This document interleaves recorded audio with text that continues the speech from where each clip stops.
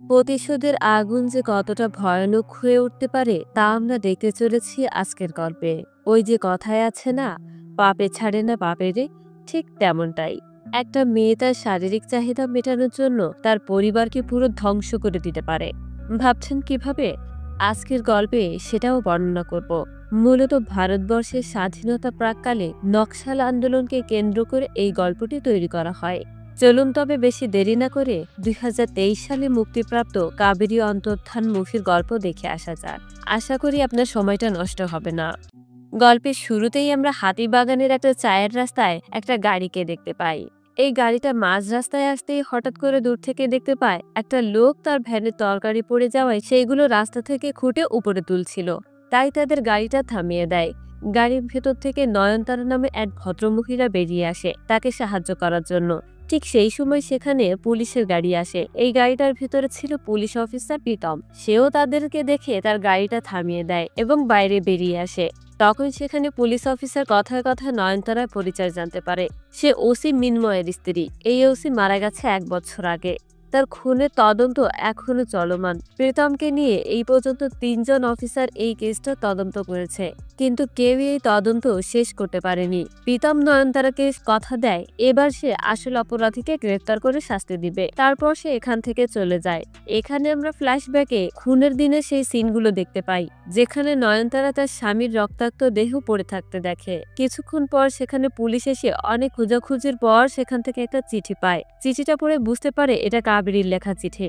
কাবেরী তার চিঠিতে লিখেছে অনিয় তার স্বামী অনেক ভালো একজন মানুষ। সে অনিয়র উপর অনেক অন্যায়ভাবে অত্যাচার করেছে এবং সে অনিয়র স্ত্রী হওয়ার যোগ্য নয়, যার কারণে সে এখন তাকে মুক্তি দিয়ে অনেক দূরে চলে যাচ্ছে। কেউ যেন তাকে খোঁজার চেষ্টা না করে। তাছাড়া তাদের মেয়েও এখন অনেক ছোট। সে বড় হয়ে তার মার কথা পুরোপুরি ভুলে যাবে। এইভাবে একসাথে দুই ভাই বোনের চরম পরিণতি দেখতে পায়। মিন্ময় মারা যায় আর তার বোন কাবেরী কোথাও একটা কাউকে কোনো কিছু না জানিয়ে গায়েব হয়ে যায়। সিন বর্তমানে আসলে দেখতে পাই নয়নতারা অর্ঘ্যর বাড়িতে এসেছে। এই অর্ঘ্য হলো একজন পেইন্টার। আজ মিন্ময়ের মৃত্যুবার্ষিকী উপলক্ষে অর্ঘ্য মিন্ময়ের একটা পেন্টিং করেছে। এরপর আবারও সেই মৃত্যুর দিনের ঘটনা দেখানো হয়। এখানে বলে রাখা ভালো, আজকের এই গল্পে বেশ কয়েকবার অতীতের সিন দেখানো হবে, অর্থাৎ অতীত আর বর্তমানের সিন বারবারই পর্যায়ক্রমে আসতে থাকবে। খুনের দিন মিন্ময়ের লাশ পুলিশ নিয়ে যাওয়ার সময় সেখানে গাড়ি নিয়ে অর্ঘ্য আসে আর মিন্ময়ের লাশ দেখতে পেয়ে অনিয়র কাছে জানতে চায় এসব কি করে হলো। তখন অনিয় জানায়, আমরা কেউই বাড়ি ছিলাম না, তাই জানি না এই হত্যাকাণ্ড কিভাবে ঘটলো। তারা প্রথমে ভেবেছিল এটা হয়তো নকশাল বাহিনীর কাজ। ঠিক সেই সময় একজন পুলিশ এসে অনিয়র কাছে কাবেরীর একটা ছবি চায়, কারণ তার ভাইয়ের মৃত্যুর পর থেকে তার আর কোনো খোঁজ নেই। তাই পুলিশ প্রাথমিকভাবে খুনের জন্য কাবেরীকেই দায়ী করে। এরপর সেখানে মিন্ময়ের একমাত্র ছেলে অরণ্য আসে আর বাবার এমন মৃত্যুতে সে কান্নায় ভেঙে পড়ে। এরপর সিন আবারও বর্তমানে আসলে দেখা যায় মিন্ময়ের মৃত্যুবার্ষিকী উপলক্ষে তাদের বাড়িতে একটা সভার আয়োজন করা হয়। সেখানে অর্ঘ্য এসেছিল, কারণ অর্ঘ্য মিন্ময়দের পরিবারের অনেক পুরনো ফ্রেন্ড। সবকিছুতেই অর্ঘ্য তাদের পাশে থাকে। এমন সময় সেখানে পুলিশ অফিসার প্রীতমও আসে। প্রীতমকে এই অনুষ্ঠানে আসার জন্য দাওয়াত করা হয়নি, তবুও সে মিন্ময়কে শ্রদ্ধা জানানোর জন্য এখানে এসেছে। তো অনুষ্ঠানের এক পর্যায়ে নয়নতারা তার হাজবেন্ড মিন্ময়কে নিয়ে অনেক কথা বলে এবং সেগুলো বলতে গিয়ে অনেক ইমোশনাল হয়ে যায়, তাই সে আর বেশি কিছু বলতে পারে না। এরপর অরণ্যকে তার বাবা সম্পর্কে কিছু বলতে বলা হলে দেখা যায় সে খুবই বিরক্ত প্রকাশ করে আর বলে, আমার মা যেটা বলেছে সেটাই সত্য। এ থেকে বোঝা যায় মিন্ময়ের সঙ্গে তার ছেলের সম্পর্ক তেমন একটা ভালো ছিল না। এরপর অর্ঘ্য অফিসার প্রীতমকে রিকোয়েস্ট করে বলে, এ পর্যন্ত কোনো অফিসারই এই কেসটা শুরু করতে পারেনি, আপনি কিছু একটা করুন। তখন প্রীতম সবাইকে কথা দিয়ে বলে, আমি সর্বোচ্চ চেষ্টা করব এবং এই কেসের শেষ দেখে নিব। সেই সাথে সেখানে কাবেরীর কথাও বলা হয়। তাকে এই ১ বছর যাবৎ কোথাও খুঁজে পাওয়া যায়নি। এরপর ফ্ল্যাশব্যাকে কাবেরীর হারিয়ে যাওয়ার আগের ঘটনা দেখতে পাই। একদিন কাবেরী অর্ঘ্যর বাসায় আসে, কারণ অরণ্য অর্ঘ্যর কাছে পেইন্টিং শিখত।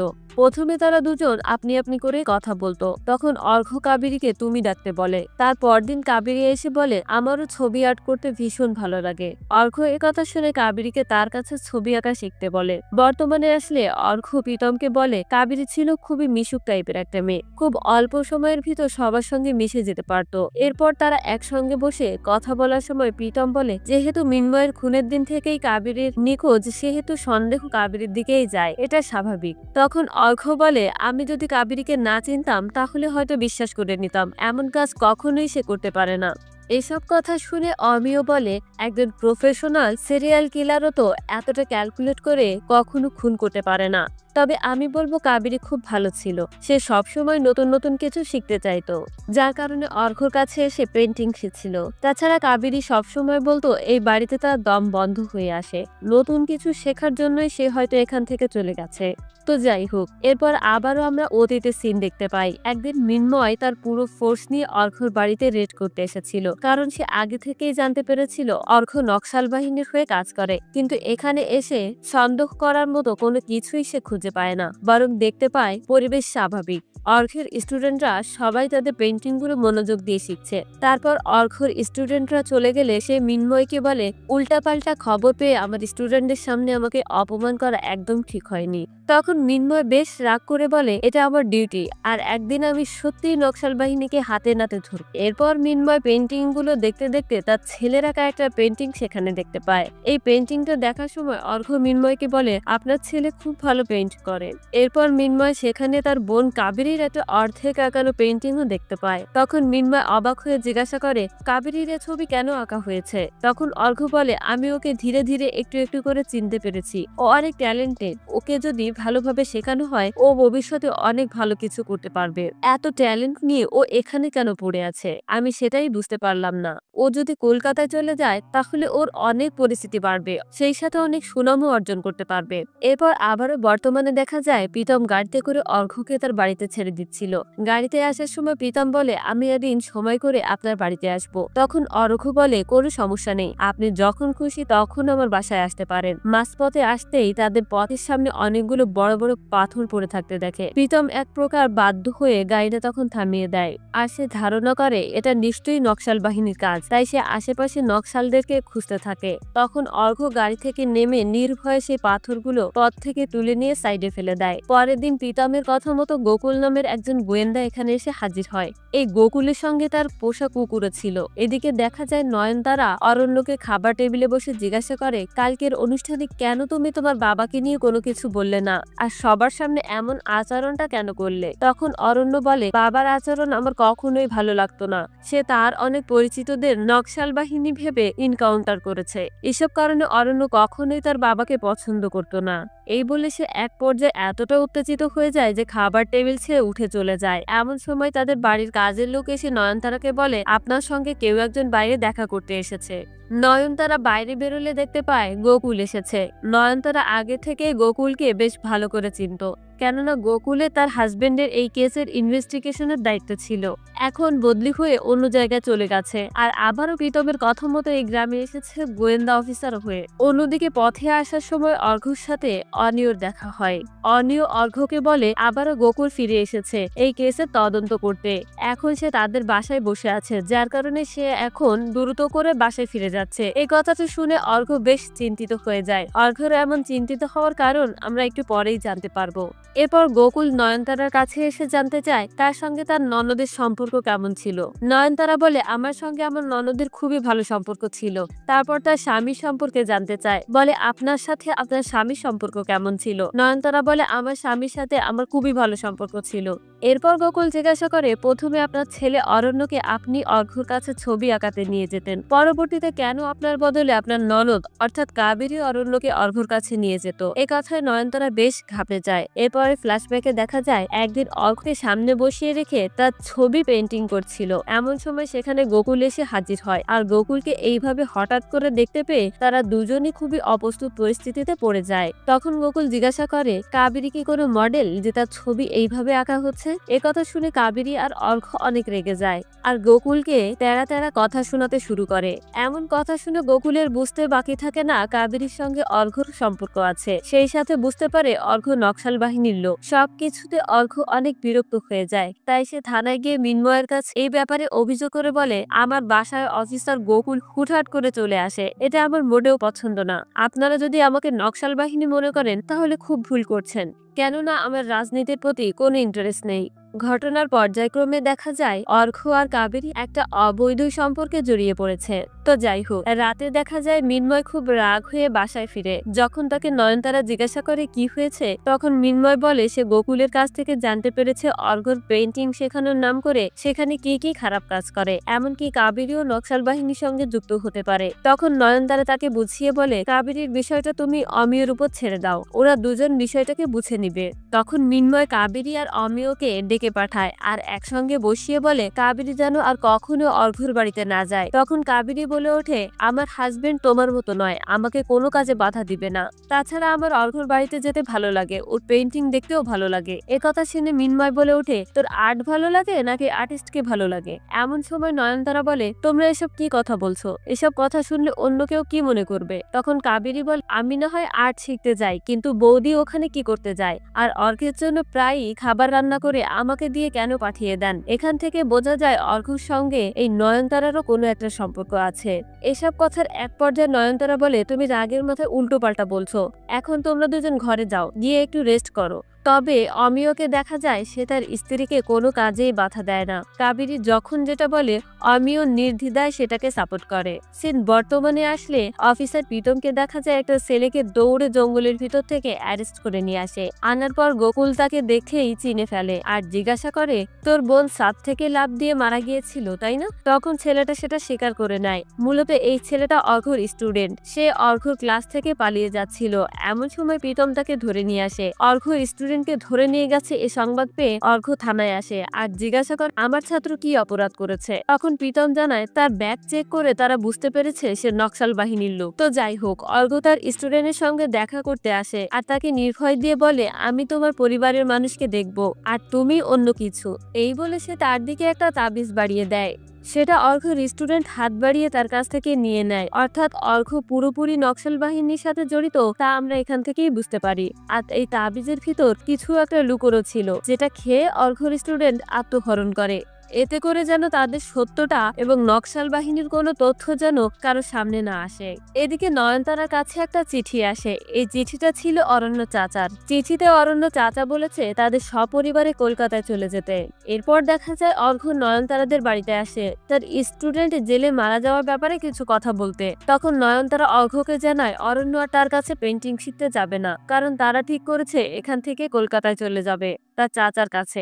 এমন সময় অনিও বলে কাবেরীও চাইতো তার মেয়ে পড়াশোনা করে অনেক বড় হোক, তাই তারাও কলকাতায় চলে যাবে আর ভালো একটা কলেজে অ্যাডমিশন নেবে। এসব কথা শুনে অর্ঘ্য নয়নতারার দিকে অদ্ভুত ভাবে তাকিয়ে থাকে। এই তাকানোর ভিতর হয়তো কোনো রহস্য লুকিয়ে আছে। অন্যদিকে দেখা যায় গোকুল অর্ঘ্যর সঙ্গে দেখা করতে তার বাড়িতে আসে, কিন্তু অর্ঘ্যকে না পেয়ে তার বাড়ির কেয়ারটেকারের সঙ্গে কথা বলে। তখন গোকুলের সঙ্গে তার কুকুরটাও ছিল। হঠাৎ করে তার কুকুরটা জঙ্গলের ভিতরে একটা গাছের নিচ থেকে একটা পিস্তল খুঁজে নিয়ে আসে, যেটা দেখে কেয়ারটেকার বলে অর্ঘ্য খুব চমৎকার কারিগর, সে কত সুন্দর করে একখানা খেলনা পিস্তল বানিয়েছে। এটা দেখে গোকুলের আরো সন্দেহ বাড়তে থাকে। এরপর গোকুল ভিতরে এসে অর্ঘ্যর প্যারালাইসিস বাবার সঙ্গে কথা বলতে থাকে, বিভিন্ন ভাবে তাকে উত্তেজিত করার চেষ্টা করে। এমন সময় সেখানে অর্ঘ্য চলে আসে আর বাইরে থেকে দেখতে পায় গোকুল তার বাবার সঙ্গে এমন ভাবে কথা বলছে, যেটা দেখে সে ভীষণ রেগে যায় আর সেখানে এসে গোকুলকে ঘাড় ধাক্কা দিয়ে তার বাসা থেকে বের করে দেয়। তখনই একটা ফ্ল্যাশব্যাক দেখানো হয়, যেখানে মিন্ময় একদিন অর্ঘ্যের বাসায় এসে তাকে অনেক বকাঝকা করতে থাকে। তাই অর্ঘ্য কাবেরীকে নিয়ে একটা জঙ্গলের ভিতরে এসে তার ভাইয়ের উপরের রাগগুলো তার উপর ঝাড়তে থাকে। আর এক পর্যায়ে দেখতে পাই কাবেরী তার কথা শুনে কান্না করছে, যেটা দেখে অর্ঘ্য দ্রুত কাবেরীকে বুকে জড়িয়ে ধরে। এখান থেকেই বোঝা যায় তাদের দুজনের ভেতর কতটা গভীর সম্পর্ক ছিল। এরপর অনিও যখন অর্ঘ্যের বাসায় তার জন্য খাবার নিয়ে আসে, তখন সে দেখতে পায় ভেতর থেকে দরজা দেওয়া এবং তার স্ত্রী কাবেরী অর্ঘ্যর বিছানায় তার সঙ্গে ইন্টিমেট হয়েছে, যেটা দেখে কোনো হাজবেন্ডেরই মাথা ঠিক থাকার কথা না। কিন্তু অনিও এসব দেখে সেখান থেকে কাবেরীকে কোনো কিছু না বলে সোজা বাড়িতে চলে আসে। বাড়িতে এমন বিধ্বস্ত ভাবে ঢুকলে নয়নতারা জিজ্ঞাসা করে তোমার কি হয়েছে, এত বিচলিত দেখাচ্ছে কেন, আর টিফিন বক্সটাও ফিরিয়ে এনেছো, ওদেরকে খাবার দাওনি? কিন্তু অনিও নয়নতারার এসব কোনো কথারই উত্তর দেয় না, বরং কাঁদতে কাঁদতে তার রুমে চলে যায়। এদিকে কাবেরী অর্ঘ্যের বেডে শুয়ে থাকা অবস্থায় জিজ্ঞাসা করে তুমি আমাকে ভালোবাসো?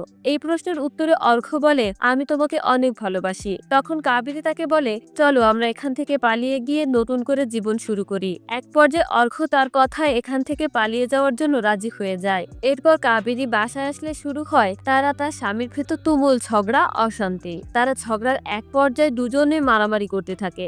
অনিও অনেক রেগে যায়, এটাই তো স্বাভাবিক একটা বিষয়, কোনো স্বামী তার স্ত্রীকে অন্য কারোর সঙ্গে সহ্য করতে পারে না। কিন্তু এত বড় অন্যায় করার পরও কাবেরীর ভিতর বিন্দুমাত্র অনুশোচনা নেই, বরং অনিয়র সঙ্গে চিৎকার চেঁচামেচি করে তার সঙ্গে খারাপ ব্যবহার করতে শুরু করে। সে বলে, আমি যা করেছি বেশ করেছি, নিজের চেহারা কখনো আয়নায় দেখেছো? একথা শুনতেই অনিয় রাগ করে কাবেরীকে একটা থাপ্পড় মারে। তখন মিন্ময় বাড়িতে ফিরে তাদের দুজনের ঝগড়া শুনে মিন্ময় কাবেরীর ঘরের দিকে ছুটে যায়। তখন নয়নতারা মিন্ময়কে সেখান থেকে ঘরে নিয়ে আসে। মিন্ময় কি হয়েছে সেটা জানতে চাইলে নয়নতারা বলে, অনিয় কাবেরী আর অর্ঘ্যকে ইন্টিমেট অবস্থায় দেখেছে। একথা শুনে মিন্ময় অবাক হয়ে যায়। এমন সময় তাদের বাড়ির কাজের মেয়ে এসে বলে, এভাবে আর কতদিন একটা পুরুষ সহ্য করবে? তাছাড়া কাবেরীর মেয়ে তো অনিয়ন নয়। তখন নয়নতারা কাজের মেয়েকে এখান থেকে চলে যেতে বলে। মিন্ময় আবারও জিজ্ঞাসা করে, কাজের মেয়ে কি বলে গেল? আমি বিষয়টা বুঝতে পারলাম না। নয়নতারা বলে, ও সত্যি কথা বলেছে, কাবেরীর মেয়ের অনিয়ন নয়, অর্কর। আর এই অর্ক হলো অর্ঘ্যর বড় ভাই। কাবেরীর সম্পর্ক অর্ঘ্যের বড় ভাইয়ের সঙ্গেও ছিল। সে দুই ভাইয়ের সঙ্গেই পরকীয়া সম্পর্কে জড়িয়েছিল। তো যাই হোক, দেখতে দেখতে অরণ্যর কলকাতায় যাওয়ার ডেট চলে আসে। যখন তারা কলকাতায় যাওয়ার জন্য বের হচ্ছিল তখন সেখানে অর্ঘ্য আসে আর অরণ্যকে একটা বই দেয়। মূলত এই বইটা দিয়ে অর্ঘ্য অরণ্যকে ফাঁসানোর চেষ্টা করে। এদিকে গোকুল সার্চ ওয়ারেন্ট নিয়ে অর্ঘ্যর বাড়িতে এসে সবকিছু তন্ন তন্ন করে সার্চ করতে থাকে। তখন সেখানে সে বন্দুক তৈরির বিভিন্ন সার্চ ও এলিমেন্ট দেখতে পায়, যেটা দেখে গোকুলের সন্দেহ সঠিক হয়। তারপর তারা এটাও জানতে পারে তাদের সঙ্গে অরণ্যও যুক্ত আছে, যার কারণে প্রীতম দ্রুত তার গাড়ি নিয়ে বেরিয়ে পড়েন। আর মাঝ রাস্তায় এসে নয়নতারা গাড়ির সামনে তার গাড়িটা দাঁড় করায়, কিন্তু দেখা যায় এতক্ষণে অরণ্যকে গাড়িতে তুলে দিয়ে এসেছে। এটা জানতে পেরে প্রীতম দ্রুত থানায় এসে অন্য থানার পুলিশকে অরণ্যর ব্যাপারে ইনফর্ম করে দেয়, যাতে তারা অরণ্যকে ধরে ফেলতে পারে। এদিকে দেখা যায় গোকুল প্রীতমের সঙ্গে না গিয়ে অর্ঘ্যের বাড়িতেই থেকে যায় এবং গতদিনের মতো আবারও অর্ঘ্যের বাবার সঙ্গে বিভিন্ন কথা বলে তাকে উত্তেজিত করতে থাকে। তার কিছুক্ষণ পরেই আবারও অর্ঘ্য তার বাড়িতে এসে গোকুলের কুকুরটাকে বারান্দায় দেখতে পায়। তখন গোকুল বেরিয়ে এসে অর্ঘ্যকে সার্চ ওয়ারেন্টটা দেখিয়ে বলে, আমি সব সময় এখন এ বাড়িতে যাতায়াত করতে পারবো। এরপর সে চলে গেলে অর্ঘ্য দেখতে পায় তার সেই বানানো পিস্তলটা বাইরেই পড়ে আছে। এটা দেখে সে বুঝতে পারে তার ব্যাপারে গোকুল অনেক কিছু জেনে গেছে।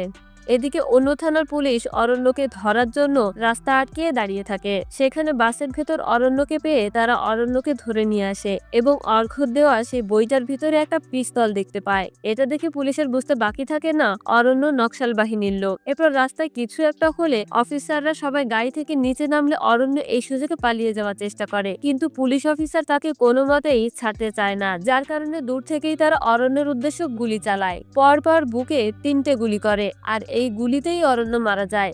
এরপর যখন পুলিশ অফিসার প্রীতমকে এই ঘটনা জানানো হয় তখন প্রীতম খুব ভয় পেয়ে যায়, কারণ এখন সে নয়নতারাকে কি জবাব দিবে। তাই সে তার পুরো ফোর্সকে অর্ঘ্যের বাড়ির চারদিকটা ঘিরে রাখার নির্দেশ দেয়। তখন ফ্ল্যাশব্যাকে দেখা যায় মিন্ময় রাগ করে অর্ঘ্যের উপর গুলি চালিয়েছিল, কারণ সে তার বোনকে ভালোবাসার জালে ফাঁসিয়েছিল। আর এটার প্রতিশোধ নেওয়ার জন্যই অর্ঘ্য অরণ্যকে ফাঁসিয়ে দেয়। অর্থাৎ এভাবেই অর্ঘ্য তার ভাইয়ের উপর হওয়া অন্যায়ের প্রতিশোধ নেয় এবং বাড়ি এসে সে তার রুমে থাকা সমস্ত প্রমাণাদি আগুন দিয়ে জ্বালিয়ে পুড়িয়ে শেষ করে দেয়। আবার অতীতে দেখা যায় অর্ঘ্য আর কাবেরী পালিয়ে যাওয়ার দিন। কাবেরী দ্রুত করে তার সুটকেস গুছিয়ে নিচ্ছিল। তখন সে তাদের বাড়ির কাজের মেয়েকে ডেকে কিছু টাকা দিয়ে বাজার থেকে কিছু জিনিসপত্র কিনে আনতে বলে, কারণ কাবেরী আগে থেকেই জানতো এখন তাদের বাড়িতে কেউ নেই আর সবার ফিরতেও বেশ অনেকটা দেরি হবে, যার কারণে তাকে এই সুযোগেই কিছু একটা করতে হবে। কিন্তু কাজের মেয়েটা হঠাৎ করে জিজ্ঞাসা করে, তুমি সুটকেস গুছিয়ে কোথায় যাচ্ছ? এই কথা শুনে কাবেরী আগুন বরাবর রেগে ওঠে আর তার উপর চিৎকার চেঁচামেচি করতে শুরু করে। এ থেকে মেয়েটার আর বুঝতে বাকি থাকে না কাবেরী কোথাও একটা পালিয়ে যাচ্ছে। তাই সে আর কোনো উপায় না পেয়ে বাড়ি থেকে বেরিয়ে কাবেরীর কথা মতো বাজারে না গিয়ে সোজা মিন্ময় থানায় চলে আসে আর তার বোনের ব্যাপারে সবকিছু বলে দেয়। এই কথা শুনে মিন্ময় দ্রুত বাসায় ফিরে এসে দেখতে পায় কাবেরী বাড়ি থেকে বেরিয়ে যাচ্ছে। তখন মিন্ময় বাধা দিলে কাবেরী তার উপরও চিৎকার করতে থাকে, বলে, তুমি জানো আমি অর্ককে ভালোবাসি আর আমার বাচ্চা অর্করই বাচ্চা, তাহলে তুমি ওকে কি করে মেরে ফেললে? এসব কথা শুনে এক পর্যায়ে মিন্ময় অনেক রেগে যায়, কারণ সে দিনের পর দিন অন্যায় করার পরও তার ভিতরে কোনো অনুশোচনা ছিল না। তাই মিন্ময় কাবেরীর গলা চেপে ধরে। এমন সময় দেখা যায় পেছন থেকে কেউ একজন তাকে গুলি করে দেয় আর এটা হলো অর্ঘ্য। অর্ঘ্য কাবেরীকে দ্রুত এখান থেকে পালিয়ে যেতে বলে আর সে মিন্ময়ের বুকে আবারও 3টি গুলি করে, অর্থাৎ এবারও সে তার ভাই খুনের প্রতিশোধ নিল। এরপর তারা যখন গাড়িতে করে যাচ্ছিল তখন অর্ঘ্য বলে, তোমার ভাই অন্যায়ভাবে অন্যকে মেরে ফেলেছে আর আজ সে তোমাকে মারতে যাচ্ছিল, তাই আমি আর সহ্য করতে পারিনি। আর অপরাধীদের কোনো ক্ষমা হতে পারে না, বিশ্বাসঘাতকের কোনো ক্ষমা নেই। একথা শুনে কাবেরীও তার সঙ্গে সহমত জানায়। তার ভাইয়ের মৃত্যুতে তার ভিতরে কোনো কষ্ট ছিল না। তখন অর্ঘ্য জানায় সে তার পাসপোর্টটা বাসায় ফেলে রেখে এসেছে, তাই তারা প্রথমে পাসপোর্ট নিতে বাসায় যাবে আর শেষবারের মতো তার বাবাকে বিদায় জানাবে।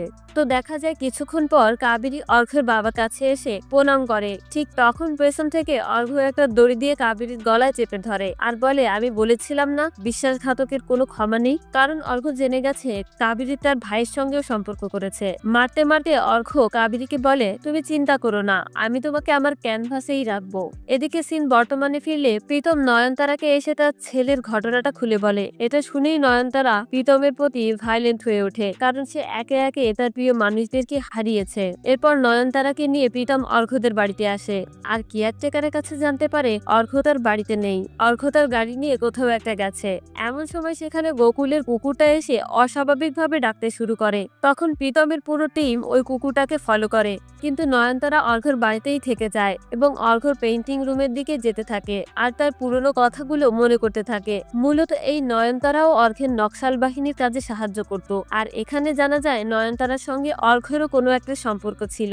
অন্যদিকে প্রীতম দেখতে পায় রাস্তার মাঝখানে গোকুলের লাশ রক্তাক্ত অবস্থায় পড়ে আছে। আর একটু সামনে গেলেই দেখতে পায় অর্ঘ্যর গাড়িটাও সেখানে পড়ে আছে, কিন্তু গাড়ির ভেতরে অর্ঘ্য নেই। মূলত অর্ঘ্য তার গাড়ি নিয়ে পালিয়ে যাচ্ছিল, কিন্তু কিছুক্ষণ পর সে দেখতে পায় তার গাড়ির ধরে গোকুল পিছনের সিটে লুকিয়েছিল তাকে ফলো করার জন্য। পেছন থেকে গোকুল অর্ঘ্যকে তার গাড়ি থামাতে বললে অর্ঘ্য কোনো মতেই তার গাড়ি থামায় না, তাই গোকুল পেছন থেকে অর্ঘ্যর গলা চেপে ধরে। কোনো মতে অর্ঘ্য তার হাত থেকে ছাড়া পেয়ে পিস্তল নিয়ে গোকুলকে বাইরে বেরিয়ে আসতে বলে এবং গুলি করে তাকে এখানেই মেরে ফেলে। এবং অর্ঘ্য তার গাড়ি নিয়ে পালিয়ে যেতে চাইলে সেই সময় গোকুল তার পিস্তল বের করে গাড়ির টায়ারে গুলি করে, তার টায়ার পাঞ্চার হয়ে যায়। সিন বর্তমানে আসলে দেখা যায় প্রীতম অর্ঘ্যকে তার গাড়ির চারপাশে খুঁজে বেড়াচ্ছে, কিন্তু তারা কোথাও তাকে খুঁজে পায় না। এদিকে নয়নতারা অর্ঘ্যের পেন্টিং রুমে সবকিছু আগুন দিয়ে জ্বালিয়ে দেয়। এই পেন্টিং রুমেই কাবেরীর লাশটাকে একটা মমিতে রেখে সিমেন্ট দিয়ে সিল করে দেওয়া হয়েছিল, আর সেখানে কাবেরীর একটা ছবি পেইন্ট করে রাখা হয়। মূলত এইভাবেই অর্ঘ্য কাবেরীকে একটা ক্যানভাসে রেখেছিল। এরপর নয়নতারা বাইরে এসে বসে থাকে, তাকে দেখে খুব অসহায় মনে হচ্ছিল। এমন সময় নয়নতারা তার চোখ দুটো বড় বড় করে তাকায়, আর এই দৃশ্যের মধ্যেই আজকের গল্পটা শেষ হয়ে যায়। তবে নয়নতারা কাকে দেখেছিল, কাকে দেখেই তার চোখ এত বড় বড় হয়েছিল, সেটা আর জানা যায় না। তবে কি নয়নতারা অর্ঘ্যকে দেখেছিল? সেই সাথে কেউ কখনো জানতেই পারলো না কাবেরীকে একটা মমির ভিতর রাখা হয়েছিল। আর শেষ পর্যন্ত প্রীতমরা অর্ঘ্যের লাশটা খুঁজে পেয়েছিল কিনা, এই সবকিছুই রহস্যের মতো অজানা রয়ে যায়। আর এসব কিছু জানতে হলে অবশ্যই দ্বিতীয় সিরিজের জন্য অপেক্ষা করতে হবে। আর এই দ্বিতীয় সিরিজ আসলে আমি আবারও এক্সপ্লেইন করব। আর এমন নিত্য নতুন সুন্দর গল্প দেখতে হলে আপনাকে আমার ছোট্ট চ্যানেলটিকে সাবস্ক্রাইব করে পাশে থাকতে হবে। তাহলে দেখা হচ্ছে পরবর্তী ভিডিওতে। সে পর্যন্ত ভালো থাকবেন। আল্লাহ হাফিজ।